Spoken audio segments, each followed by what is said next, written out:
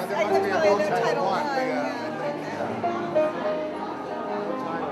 for itself, I guess. I'd like to welcome everybody here today. Recently,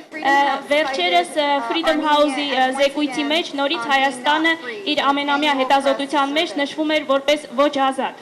Եվ վերհանված խնդիրների շարքում նախանշվում էին բռնությունները, ինքնագրաքննությունները եւ կողմնակալ մոտեցումը։ Կոչ ենք անում, որ լրագրողների նկատմամբ հարձակումների, ոտնձգությունների դեպքերը հետևողականորեն քննության առնվեն, քանզի անպատժելիության մթնոլորտը կարող է նպաստել հետագա վատթարացմանը։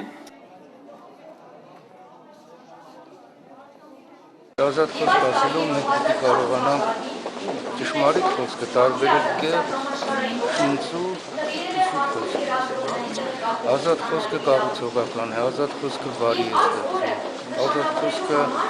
միշտ դրական հետևանքներ ունի։ Իսկ կեղծ խոսքը, սուտ խոսքը, շինծու խոսքը միշտ բացասական հետևանքներ ունի։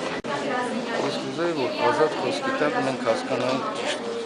որ ավելի գնահատված կլինի։ Եվ եթե հետևել եք դատախազության վերջի տարիների գործունեությանը, մենք մշտապես ազատ խոսքի կողմնակից ենք եղել եւ ակնհայտ է, որ դատախազությունը չունի որևէ հանգամանք նույնիսկ հանրությունից թաքցնել։ Ես համարում եմ, որ ոչ ազատ է հանրապետությունում, այդպես է եւ շատ անելիք ունենք։ Իհարկե շատ դեպքերում խնդիրները բարձրանում, որ իրավունքը նաև չարաշահվում է, բայց սա չպետք է առիթ դառնա, որ սահմանափակենք խոսքի ազատությունը։